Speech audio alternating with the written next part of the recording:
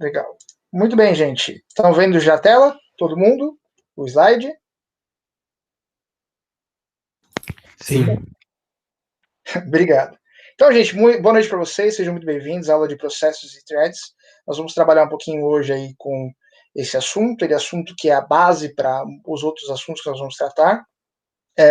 Um sistema operacional, basicamente, ele funciona com seus processos, então é importante vocês entenderem o contexto da aula de hoje para a gente possa seguir aí depois. Esse conteúdo está baseado no livro de Sistemas Operacionais Modernos, que vocês já iniciaram a leitura, imagino eu, né? Então a gente vai falar um pouquinho hoje sobre processos, para que fique mais claro aí, para vocês entenderem.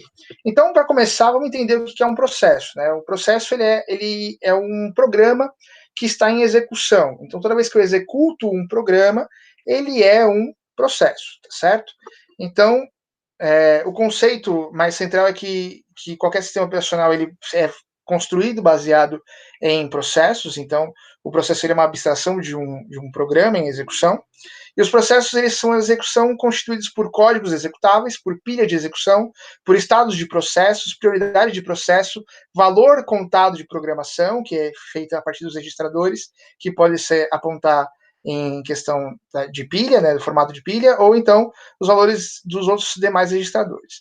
Então, um processo nada mais é do que um programa em execução que vai passar por um espaço na memória do processador para que ele possa ser executado. Então, o processo ele compõe um sistema. Então, toda vez que eu inicio um computador, toda vez que eu inicio um programa, toda vez que eu inicio uma aplicação, eu estou falando sobre iniciar um processo para que aquele processador possa estar trabalhando.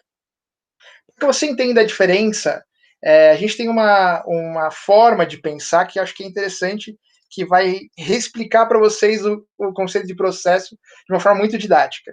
Então, o primeiro exemplo que a gente fala aqui o processo ele é como se fosse uma preparação de um bolo de aniversário. A receita a gente chama de programa. Então, o algoritmo ele é a receita, ou seja, a instrução que vai ser executada por aquele processador. Os ingredientes são os dados de entrada, são aquelas informações que eu entro com a informação no computador, que é justamente o que a gente conversou na aula passada. O cozinheiro é o processador, é ele que vai receber esses dados, entender essa programação, entender essa receita, para poder realizar aí as atividades. E a atividade que prepara o bolo, cada atividade a gente chama de processo. Tudo bem? Então, esse paralelo que a gente faz com essa receita de bolo, acho que é interessante para você poder entender todos os fatores que incluem aí, que permitem essa participação aí desse entendimento de processos, tá certo? E aí, continuando, para que vocês entendam como o processo é uma coisa interessante, caso o filho do cozinheiro for picado por uma abelha, existe uma interrupção e chaveamento para o novo processo. Então, olha só que coisa, se, por exemplo, ele está ali fazendo o bolo, e teve uma interrupção, que a gente vai entender as causas das interrupções, o que ele faz? Ele para com aquele processo e começa o quê? A fazer a chamada de um novo processo. Então, os processos de fornecimento de cuidados médicos, por exemplo, o livro de primeiros socorros é um programa, os remédios que vão ser administrados para o filho pode ser dado de entrada, o cozinheiro ainda vai processar, porque ele vai ter que decidir o que ser feito, e a atividade de cuidar da picada é um novo processo. E quando terminar esse processo, ele volta e termina de preparar o bolo. Vocês entenderam? Então, esse tipo de parâmetro que a gente usou aqui para explicar, ele resume bastante como que funciona um processo dentro de um sistema operacional. Tudo bem? Fácil até aqui? Tranquilo? Tranquilo. Sim, Acho que sim. Acha que sim? Tá. Então agora a gente complica um pouquinho. Tudo bem? Então vamos entender como é que funciona ali os processos ali, os modelos de processo que nós temos, tá? Entendendo que a parte dessa imagem, primeira imagem aqui, é a multiprogramação, ou seja, você tem aqui uma alternação entre os processos, eles entram aqui de uma forma, esse aqui vai entrar dessa forma, esse vai entrar dessa, é um pouquinho maior, e esse aqui é um pouquinho menor, e eu alterno durante o uso desse processador. Então, eu tenho processos entrando em cada um dos registradores e eu vou alternar a utilização desses processos. Já em outros momentos, eu tenho ali, por exemplo, o tamanho do tempo do processo. Eu tenho, por exemplo, 4 processos a serem executados e eles vão acontecer de acordo com a sequência que é necessária. Então, eu tenho, por exemplo, o processo A, que é um pouquinho maior, o processo B, que é um pouquinho menor, o processo C, que é maior um pouquinho de novo, e o D. E ele vai alternar de acordo com a necessidade de uso desse processador. Você que é programador não vai conseguir obrigar o processador a trabalhar naquele processo primeiro ou depois, mas você consegue parametrizar o uso dos seus processos mediante aos programas.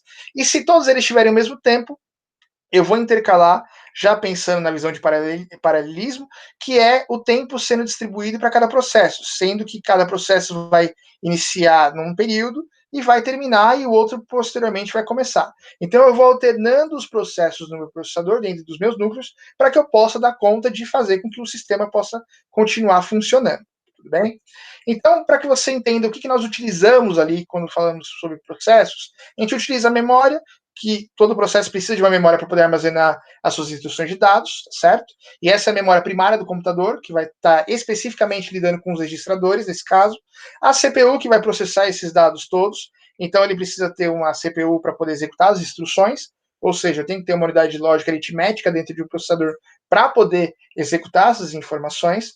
Os dispositivos, que de via de regra é um processo que precisa ser realizado por alguma tarefa de entrada e saída, ou seja, tem que ter dispositivos que permitam a entrada de dados para que esse processador possa processar esses dados e devolver como resultado na saída, como, por exemplo, receber uma variável de um teclado, um leitor de disco, enfim, um dispositivo de entrada e saída. Eu tenho que ter arquivos. Um processo, geralmente, ele precisa gravar ou recuperar alguma informação armazenada de um determinado arquivo. Então, é muito comum a gente estar lidando, por exemplo, com os processos dentro dos arquivos. Eu vou executar, por exemplo, uma planilha de Excel. Isso é um processo. Dentro daquela planilha de Excel, quantos processos eu tenho ali dentro? Então, aí a gente vai entender a dinâmica desses processos. Todo processo é visível ao usuário ou não? Os processos não são visíveis. Por exemplo, se eu digitar uma palavra ali, eu tenho um processo embutido ali, naquele meio daquela digitação? Eu tenho um processo. E quais outros processos eu tenho embutidos ali naquele meio do caminho? Aí a gente vai falar um pouquinho sobre os threads, que vai especificar cada um desses processos ali depois. Mas eu preciso ter uma origem desse processo, nem que seja um iniciar de um sistema operacional. Tudo bem? Então, a gente tem aí três elementos básicos, tá certo? Que são o contexto de software, ou seja, a programação que está sendo executada, o contexto de hardware, que é envolvido a parte física do computador, e o espaço de endereçamento, onde eu vou distribuir esses processos, tá certo? Então, para poder explicar o conceito de hardware, a gente já falou bastante sobre hardware nas aulas anteriores. O contexto de hardware basicamente é os conteúdos dos registradores, que pode ser PC ou SP. Quando o processo está em execução, o seu contexto de hardware está armazenado nos registradores do processador. O hardware é fundamental, obviamente, por conta da implementação do sistema compartilhados em multiprogramados, no qual os processos se revezam utilizando o processador, que nem a gente cursou naquele primeiro exemplo, e a troca de um processo ou outro é realizada pela CPU, numa chamada troca de contexto. Então, a CPU vai analisar a quantidade de processos e vai determinar qual vai ser o processo que vai estar em andamento, ou vai ser interrompido, ou vai ser priorizado. Então, o processador vai ter esse papel aí de determinações. Então, para que vocês possam entender aí o contexto de hardware, você tem, por exemplo, aqui um processo A, que ele salva no registrador o processo A e depois carrega, e depois tem aqui, por exemplo, o processo B iniciando, e eu tenho aqui o carregar do processador no registrador do processo B. Então, nesse caso aqui, por exemplo, dessa imagem que vocês estão vendo, eu estou salvando a informação do processo A e estou salvando a informação do processo B, só que não no mesmo momento. Então, eu estou carregando, enquanto eu estou salvando as informações do processo A, eu já estou carregando as informações no registrador do processo B ao mesmo tempo. E aí eu consigo ir executando isso de acordo com a necessidade. Eu posso intercalar o uso do processador justamente para poder executar o processo que esteja mais adequado àquele momento. Tudo bem? Então, no contexto de software, nós temos, então, alguns grupos que são formados ali para poder formar os processos. Então, no contexto de software, a específica característica do processo é a influência da execução do programa. Então, nós temos aí alguns tipos de informação, de identificação. O primeiro deles é o PID, que é o Process Identification. Eu sou horrível de falar inglês, gente, perdão.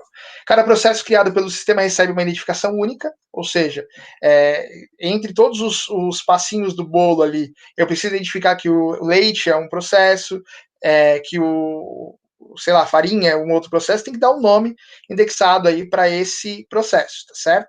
E eu também tenho o UID, né, que é o User Identification, eu sou horrível, gente, que permite aí que os processos sejam identificados por usuários, certo? Então, eu tenho essas duas identificações que é importante. Quem que é o usuário que vai estar utilizando aquele processo e qual que é aquele processo, qual o nome desse processo. Então, essas duas identificações são a primeira característica do modelo de processo. Também tem as cotas que determinam aí os limites do recurso do sistema, que envolve a memória, envolve o processador, para que você possa alocar um processo, e os privilégios, que definem que o processo pode ou não fazer em relação ao sistema e aos outros processos. Então, esses são os 3 grupos de informação que eu preciso definir para poder entender o modelo de processos no contexto de software. Bem? E já o modelo de endereçamento, ele vai determinar a área de memória onde o programa vai ser armazenado, além do espaço que vai ser utilizado por ele. Então, eu tenho que determinar qual pedacinho de memória vai estar disponível para aquele processo ser executado dentro do meu computador.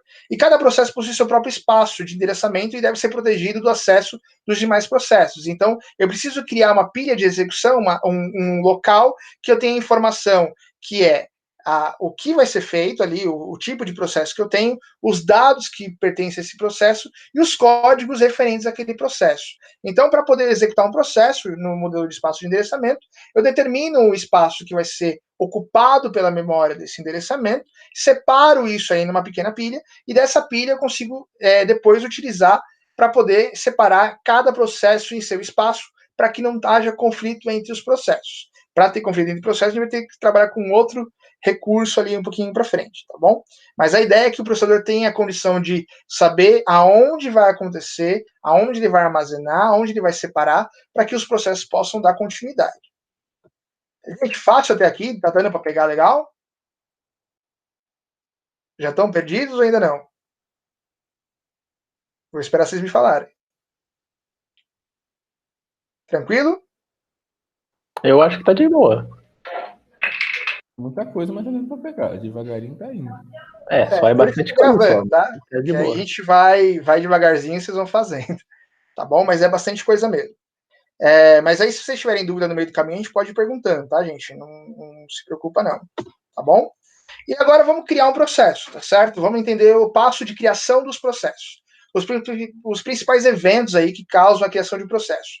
O primeiro deles é a iniciação do sistema. Então, de fato, quando você inicializa um sistema, um aplicativo, você cria um conjunto de processos naquele momento. Então, por exemplo, eu vou receber requisição de uma página web, ou vou abrir um aplicativo, que seja. Então, eu começo a ter aí um conjunto de processos a serem executados. A execução de uma chamada de um sistema de criação de processo por um processo já em execução. E aqui entra um ponto. O processo pai, ele pode ter processos filhos. E esses processos filhos podem ter processos netos. Eu vou dar um exemplo bem bobo, mas para que você entenda. Digamos que eu estou abrindo aqui... eu estou abrindo um sistema. Dentro desse sistema, eu faço uma requisição para que você faça uma interação. Dentro dessa requisição que você vai fazer interação, eu tenho um outro processo para que você possa me devolver essa interação. Então, você pode criar várias condições ali, dentro que o processo abrir um programa e executar partes desse programa, sejam vários processos elencados na mesma aplicação. Então, é esse tipo de questão que acontece, por exemplo, no uso de sistemas operacionais. Eu iniciei um sistema operacional e eu tenho aí os processos filhos, que são aí, por exemplo, abrir uma interface, executar um programa que está em segundo plano e por aí vai. Então, eu tenho os processos que comandam os outros processos e eles podem ter outros processos internos dentro deles também. Então, isso vira uma árvore gigante que você vai dimensionando de acordo com o seu uso, de acordo com o seu costume, mas você consegue visualizar isso de uma maneira muito concreta. Quando vocês forem programar linguagens um pouquinho mais específicas, vocês vão perceber a necessidade de entender essa árvore de processos para a execução da sua aplicação. Então é muito comum, por exemplo, vocês programarem uma calculadorinha, por exemplo, que tem ali um processo determinado em cada um dos botões de execução. Então você tem um processo que é feito. Agora, o que você pode fazer além daquilo? Então vai destrinchando os processos pais e processos filhos, tá bom? Uma requisição do usuário pode ser também feita, então o usuário solicitou que execute, por exemplo, um programa a partir de um clique de ícone, não é mais simplesmente um sistema operacional sendo carregado, e sim uma interação com o usuário. Eu também tenho início por lote. Então, computador de grande porte, por exemplo, tem recursos ali para poder iniciar tarefas em lote, então todas começam a serem executadas ali no conjunto de processos. Tudo bem? E términos de processos também acontecem de forma voluntária ou involuntária. Eu tenho, por exemplo, uma saída normal, que quando termino a tarefa do processo, ele vai lá e se encerra. Eu tenho uma saída por erro, então existe você está trabalhando dentro de um processador, aquele negócio começou a ficar lento. Então existe um erro fatal dentro da sua aplicação. E você pode ir lá e simplesmente fechar o processo. E essas são saídas voluntárias desse processador, tá certo? Você está saindo daquele processo. E você tem os erros fatais e involuntários, que são aqueles que você, geralmente, quando está programando, descobre ele no meio do caminho, que é aquela execução que está indo tudo bem, de repente tem um erro lógico e você perde toda a aplicação, e aí você tem que começar, de fato, do zero a iniciar aí o trabalho, tá certo? Então, esse é o erro fatal involuntário, quando fecha tudo sem você poder trabalhar, ou cancelamento por um outro processo involuntário, quando, de repente, você tem uma execução de um processo anterior que está tomando toda a conta aí daquele processador naquele momento e acaba não permitindo que você inicie ou que você termine um processo que já estava em andamento. Então, são condições que podem acontecer de términos de processos, tá certo? Aqui a gente tem aqui os tipos mais comuns de processos, tá certo? A gente tem aí dois tipos, um é o CPU boot e o outro é a entrada e saída, né, o IO boot, que trabalha aí com a questão, um trabalha quando a maior parte do processador está sendo utilizado, do tempo do processador está sendo utilizado, e o outro é quando você tem a maior parte de tempo sendo trabalhada com os dispositivos de entrada e saída. Então, um é específico do processador, quando você tem um uso grande da demanda do processador, e o outro é quando você tem aí uma demanda grande de tempo sendo operada nos dispositivos de entrada e saída. E eles vão alternando o tempo de acordo com o seu uso. Então, eu posso ter uma execução, por exemplo, né, eu posso trabalhar com um tempo maior em escalonamento dentro do processador, tendo algumas pausas de ociosidade, ou eu posso trabalhar aí com o tempo maior sendo aplicado nos dispositivos de entrada e saída. Tudo bem? Então, os estados de processo, nós temos aí a execução, é uma forma de processo, o pronto, que é aguardar a vez para poder usar o CPU, ou seja, já foi carregado, e eu tenho o bloqueado, que é o tempo ocioso, que aguarda aí a ocorrência de algum evento externo. Então, eu tenho esses três níveis de estados de processo que podem permitir a execução de um processo, o aguardar ao uso do processador, que é o pronto, ou o bloqueado, que é aquele tempo que está escalonado ali para ser usado ali, está ocioso aguardando aí a execução de um processo. Quando a gente trabalha com multiprocessadores, eu tenho isso trabalhado dentro dos seus núcleos de processamento. A implementação de processo também é interessante, porque todas as informações sobre um processo são mantidas na tabela de processos, existe uma tabela padrão de processos, e essa tabela ela vai estar basicamente gerenciando os processos, a memória e os arquivos. Então, a tabela possui uma entrada de processos e um campo nela contido, que varia os sistemas operacionais, para cada um tem a sua tabela, cada sistema operacional varia de acordo com o seu uso, né? Então, por exemplo, a tabela de processos do Linux vai ser diferente da tabela de processos do Windows. São tabelas diferentes que fazem coisas semelhantes, mas eles são a maneira de você ter um registro do que pode ser o processo, certo? Então, por exemplo, nesse modelo que a gente tem aqui, eu tenho aqui o gerenciamento de processos, que vai trabalhar com toda a questão das informações de processo, desde os registros, os contadores, as palavras de estado do programa, o ponteiro de pilha, que indica o local de armazenamento, as prioridades, o ID do processo, processo pai, o grupo de processos, sinais, tempo de uso da CPU, tempo de uso da CPU do processo filho, tudo isso já escalonado dentro da tabela de processo. Na tabela de memória, eu preciso entender quais são as informações por código, por dados e por pilha. E isso vai ser administrado pela tabela para o gerenciamento de memória. E já de arquivo vai entender da onde vem esse diretório, da onde vem esse trabalho, da onde vem esses arquivos e as identificações, que vai ser ou de usuário ou de grupo. Então, esse tipo de informação da tabela tem que ser precisa, justamente para que você tenha condição de otimizar o uso do seu processador. Então, o processo, quando ele já está pré-determinado, fica mais fácil de você identificar qual que é o tipo de processo e como que o processador vai se portar a partir daí. Tudo bem? E agora falar um pouquinho sobre modelação de multiprogramação, que é basicamente trabalhar com um tempo de espera. Então, usando multiprogramação, a utilização do CPU pode ser aumentada. Com a multiprogramação, você tem aí mais um processo competente pela CPU, de forma que quando um processo estiver aguardando o evento, o outro processo pode utilizar a CPU. Por exemplo, estou carregando informações no meu computador. Enquanto isso, eu posso executar uma outra aplicação? Posso abrir a internet, por exemplo, enquanto eu carrego uma informação. Por exemplo, estou subindo um vídeo no YouTube e estou vendo o Word da vida. Eu posso fazer isso? Posso. Está usando o processo em execução e você já aguarda o tempo de espera para você iniciar um outro processo. Isso dá a impressão de que o computador funciona automaticamente várias coisas ao mesmo tempo. Mas, na verdade, eu estou utilizando o tempo ocioso de um processo para o outro para poder manter essa impressão de que eu estou utilizando o computador com várias coisas abertas ao mesmo tempo, o que dá a impressão para o usuário de multiprogramação, de multi-recursos ali a serem utilizados. Tudo bem? O escalonamento, ele trabalha aí com computadores... Oi, alguém falou alguma coisa? Desculpa. É que tem uma mensagem no chat, você quer dar uma olhada? É Que uma pergunta. Posso responder daqui a pouquinho? É sobre isso, né? Deixa eu voltar aqui. Não sei, Melhor, aí você sabe, né? Deixa eu ver aqui. Processos e tarefas do computador são a mesma coisa? Sim. Sim. Nesse âmbito de sistema, sim. Tudo bem? Professor, Pois não. mas como eu consigo identificar o que é ou que não é um processo? Vamos supor, porque pensando no sistema operacional, quando o usuário loga no sistema, ele entende como se fosse uma mudança de estado, por exemplo, quando ele calcula uma coisa na calculadora, é um processo. Então, como é que eu faço a diferença? O que eu faço que eu consigo identificar o que é um processo e o que não é?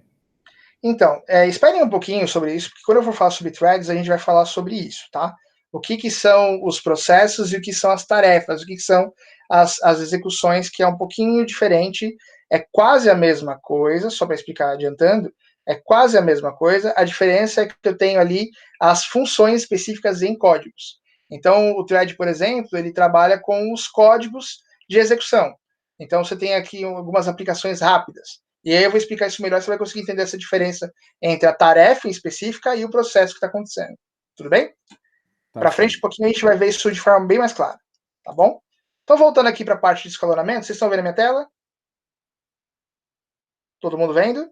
Sim. Sim. Tá certo. Em um computador de multiprogramação, muitas vezes múltiplos são processos ou threads competem o uso da CPU ao mesmo tempo. Isso ocorre sempre com os dois ou mais processadores estão simultaneamente no mesmo ponto, ou seja, quando eu tenho mais núcleos de processamento disponíveis para aquele momento. Nesses casos, a CPU se encontra disponível e deverá ser feita uma escolha sobre o qual o processo deve executar. Então a gente não vai ter controle sobre isso, como eu falei para vocês, mas eu posso dar essa falsa impressão aí de que o processo está acontecendo de forma escalonada. Então, as pessoas que quando forem utilizar vão perceber que o computador está acontecendo várias coisas ao mesmo tempo, só que nem sempre eu tenho ali isso acontecendo de fato ao mesmo tempo. Só que você está usando pedaços de núcleo de processamento para que ele possa acontecer. Então, geralmente o sistema operacional ele cria um algoritmo escalador, né, que vai fazer esse escalonamento entre os processos, permitindo que o processador possa se adequar à necessidade do usuário. Então, toda vez que você vê um sistema operacional trabalhando e permitindo, por exemplo, a execução de vários programas ao mesmo tempo, ele está justamente criando um algoritmo para poder escalonar isso dentro do processo para que possa ser utilizado, certo?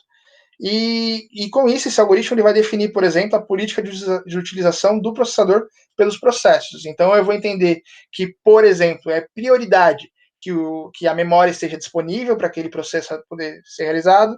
Então, eu tenho, por exemplo, eu quero trabalhar com um editor de texto. Ele é prioridade ou prioridade é você manter a interface do usuário funcionando?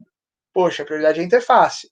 Então, eu trabalho com a interface como prioridade e as aplicações são a segunda prioridade. Então, esse tipo de escalonamento é feito por um algoritmo do sistema operacional que é criado justamente para poder controlar esse tipo de questão. Tudo bem? Para que vocês possam ver um exemplo de escalonamento, eu tenho aqui dois tipos aqui que são interessantes. O primeiro tipo é o tipo sem concorrência, ou seja, eu executo primeiro uma tarefa, eu tenho tempo ocioso e depois eu executo uma outra tarefa. E o segundo processo volta muito aquilo que a gente conversou na aula anterior sobre pipeline, que é eu conseguir trabalhar no tempo ocioso do processador, eu trabalho uma nova execução de um outro processo. Vocês percebem a diferença aqui embaixo? Então, aqui, por exemplo, ó, eu tenho aqui, deixa eu pegar aqui a caneta.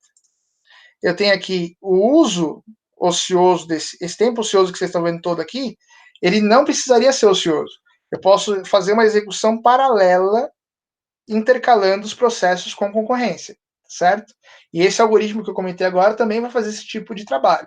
Então, eu posso ter processamento acontecendo sem a concorrência ou com a concorrência, tudo bem? E agora sim, vamos falar um pouquinho sobre os threads. Os threads, na verdade, eles são as tarefas que você tinha acabado de conversar comigo, eles são os pontos ali que são estruturados para poder trabalhar com os processos. Então, para cada processo que eu vou trabalhar, eu posso ter ali códigos de execução rápidas, que são os chamados threads, que são esses pontos de comando que permitem você trabalhar ali com o seu processo. Então, para você poder ter um processo, você tem que ter os seus threads, que vão ser essas execuções rápidas. E aí sim você vai entender, por exemplo, que para você poder ter uma interface, eu tenho que ter processos acontecendo, e dentro desses processos, as tarefas que ele vai ser executado. E aí sim a gente tem os threads, tudo bem? Então, para que você possa entender isso aí melhor, tem esse exemplo aqui que é muito bacana. Tenho, por exemplo, aqui 3 threads aparecendo aqui para vocês, tá? Eu tenho um thread que é ligado, por exemplo, num editor de texto. Isso aqui é um exemplo de Windows, por exemplo, abrir o Word. Eu tenho aqui, por exemplo, eu estou digitando um texto aqui, tudo bem? Nesse texto que eu estou digitando, automaticamente eu posso criar um thread para que ele pule, por exemplo, de linha na hora que eu termino de digitar o texto. Eu posso ter um thread que está determinando, por exemplo, a execução de conferência, se a digitação está correta, se tem um erro ortográfico. Eu posso ter um thread armazenando essas informações já no meu disco rígido, dentro do mesmo processo, que é o quê? Execução de um programa de texto. Entendeu? Então, essa é a diferença do thread para o processo. Eu estou num processo de execução, eu estou mantendo um processador trabalhando dentro de um editor de texto, mas dentro daquele programa, dentro daquela aplicação, eu tenho outros processos e tenho threads que estão trabalhando aí nesse núcleo de processamento. Deu para entender agora essa parte de processos e tarefas? Ficou mais claro? Sim. Deu para pegar? Então, essa é a pegada, tá? Essa é a diferença entre o processo e o thread. O thread, eles são linhas de execução que vão fazer tarefas específicas dentro daquele processo. E aí nós temos alguns tipos de processo, né? Esse aqui é exemplo, por exemplo, de um servidor web. Então, tem aqui, por exemplo, um thread que vai despachar informação, um operário, um que vai carregar o cache das páginas de web, para não ficar carregando tudo o tempo todo, e um outro que vai estar conduzindo aqui a conexão de internet. Então, cada thread vai trabalhar dentro do processo para que ele possa executar a tarefa que foi utilizada. Nesse caso aqui, eu tenho vários threads trabalhando dentro dessa tarefa. Tudo bem? Então, o modelo de processo é basicamente com 2 conceitos. A gente trabalha com agrupamento de recursos, que vai trabalhar com espaçamento de endereço, abertura de arquivos, ou todos os recursos que vão executar dentro de uma tarefa. Eu tenho a execução, que vai representar o thread de execução do processo. Então, ele vai ter que olhar um contador de programa que aponta para a próxima instrução a ser executada. Ele vai trabalhar com os registradores para poder ver se as variáveis estão trabalhando de forma atual. Ele vai alocar a pilha para poder trazer um histórico dessa execução, para verificar se de fato está acontecendo. E apesar dos threads serem executados em processos, ambos são diferentes e podem ser tratados separadamente. Processos são usados para agrupar os recursos e os threads são entidades escalonadas para o uso da CPU. Então, cada um tem a sua função, apesar de que você precisa de um para poder executar o outro. Então, eu não tenho um processo sem as suas tarefas específicas, os threads, e também não tenho os threads sem um processo que gerencie tudo aquilo. Tudo bem? Então, para você poder entender os modelos que a gente trabalha, a gente tem aí um programa de multi-execução que ocorre no mesmo ambiente do processo, com um grau de independência de um do outro. Então, nem sempre eu tenho uma dependência daquele thread para aquele processador, para aquele processo.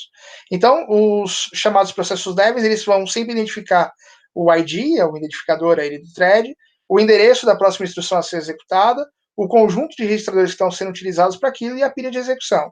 E o thread vai compartilhar recursos também, como trechos de códigos, geralmente são os comandos. Para vocês que já trabalham com a área de TI, acho que é interessante vocês entenderem isso, por exemplo, como os executáveis. Acho que fica mais claro de você entender o papel do thread nesse ponto. Os dados e os arquivos abertos. E o multithread é um termo que a gente usa para poder descrever vários threads acontecendo ao mesmo tempo no mesmo processo. Aqui, para vocês poderem ver esse exemplo aqui, a gente tem aqui, por exemplo, um processo simples, né? Em que eu tenho os threads acontecendo aqui, juntos com o mesmo processo, tá vendo? E eu tenho aqui, ó, vários processos acoplados, por exemplo, ao mesmo thread ou a threads diferentes, tá vendo? Então, esse mesmo thread que tem essa execução pode estar trabalhando com vários processos ou com um processo só. Vai depender ali do processo simples, se é um processo simples ou se é um processo que exige multithreads. E isso tudo acontece no nível acima do kernel, ou seja, acima do nível de instrução vai executar esse processo, geralmente dependendo aí de uma interface de usuário, um espaço de usuário, para que sejam feitas essas execuções, certo? Então, aqui, por exemplo, a gente pode ver o simples, como é que ele funciona, um thread trabalhado com todas as informações, ou dentro do mesmo processo, eu tenho vários threads trabalhando, cada um com as suas informações de dados, de códigos e de arquivos, trabalhando com os registradores para que você possa ter aí um uso do recurso de thread. Além disso, eu tenho também as suas tabelas, né? Cada thread tem aí o que vai trabalhar com os itens de processo e também vai trabalhar com os itens de thread. Então é importante entender que cada um deles tem o seu papel, tá certo? Então eu tenho, por exemplo, os espaços de endereçamento que são de nível de processo e o contador de programas que vai trabalhar no nível de thread para poder fazer essa separação, tudo bem? E as vantagens, né? Você tem um tempo de resposta muito melhor quando você trabalha com threads, porque você não necessita criar microprocessos em cada aplicação. Então, tendo um thread, eu consigo fazer aí um tempo de resposta muito melhor. Eu consigo compartilhar recursos dos threads, então, cada processo, por exemplo, se eu tiver 3 ou 4 processos, eu tenho aí os threads atrelados a esse processo, eu não preciso ter um thread para cada processo, eu posso ter um thread que atende 2 ou 3 processos, então isso também permite esse compartilhamento de recursos. É mais econômico, porque você diminui também o número de processos a serem executados, porque os threads vão executando isso para você no formato de tarefas, e cada thread pode ser executado aí de forma paralela de processadores distintos. Então, eu não tenho uma necessidade de ter aquele núcleo de processamento atrelado apenas àquele thread, tá certo? E aí você tem aí os modelos mais comuns, né, que são em espaço de usuário, que funcionam aqui acima do núcleo de processamento, que é você trabalhar com os processos e os threads utilizando uma tabela padrão para você poder visualizar os recursos que foram atribuídos a ele. Você também tem aqui, nesse mesmo exemplo, o processo e o thread separado, sendo que eu tenho aqui processo de um lado e o outro processo sendo executado com os threads. Então, cada sistema operacional vai admitir aquilo que entende de mais necessário dentro do seu núcleo de kernel. Por exemplo, o Windows ele trabalha admitindo threads em nível de kernel. Outros sistemas operacionais não permitem esse mesmo tipo de atribuição. E temos também aqueles que são híbridos, aqueles que permitem você trabalhar tanto no nível de kernel, como também trabalham no espaço de usuário.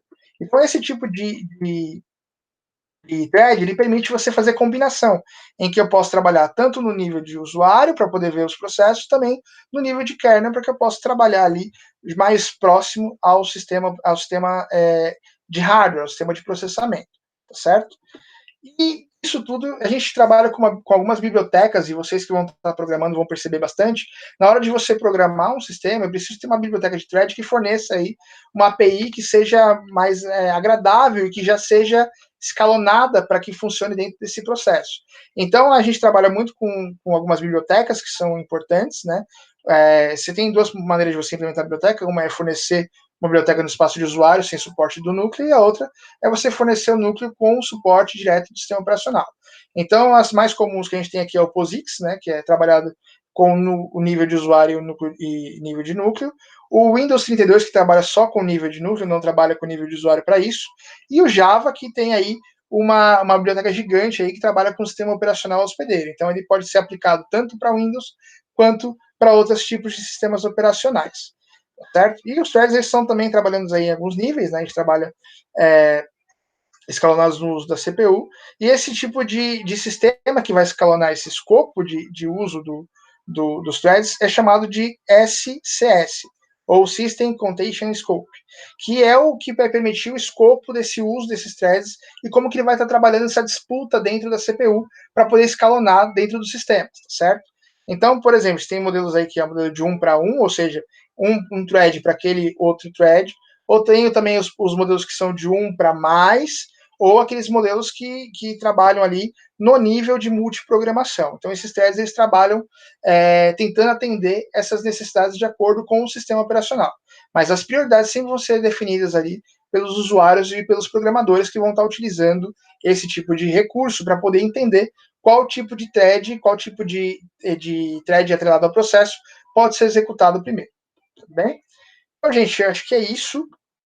Eu vou separar esse pedacinho aqui para a gente poder tirar as dúvidas de vocês. Deixa eu só parar de partilhar aqui.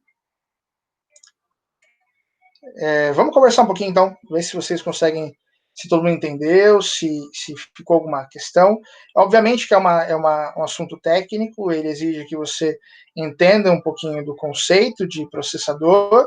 Então, de tudo isso que eu falei agora, o que precisa ficar entendido para vocês eu tenho, para poder compor um sistema operacional, eu preciso ter esses processos em execução, eu preciso que esses processos tenham uma ordem de execução, baseados numa tabela já pré-existente, e os threads precisam ser as tarefas que vão compor, esses códigos que vão compor o uso desses processos para poder eu estar trabalhando com os computadores. Tudo bem? Alguma dúvida? Por favor, fique à vontade. Um de cada vez, por favor, gente. Tranquilo? Vocês entenderam tudo?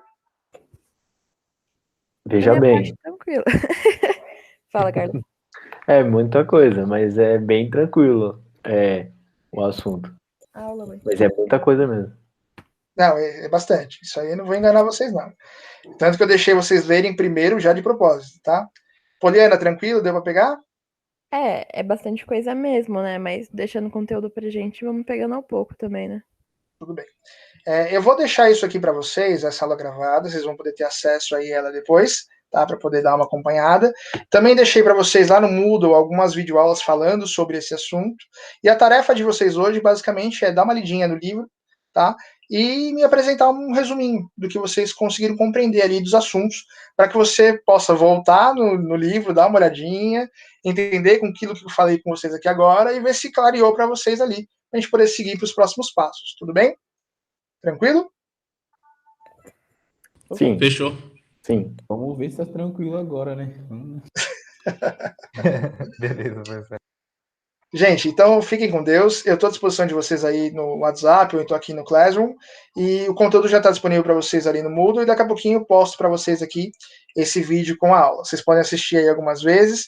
E se vocês tiverem dúvida no meio do caminho, fala assim, professor, eu li aqui, não entendi, eu estou com alguma questão, me chama no WhatsApp e a gente vai conversando ali, eu vou ajudando vocês, tá bom? O importante é que você estude esse conteúdo e que não fique dúvidas, para que a gente possa seguir para os próximos itens aí das aulas, tá bom? Tá certo. Fechou, professor. Boa noite, hein? Gente, brigadão, viu? Fiquem com Deus. Até mais. Falou, abraço. Tchau.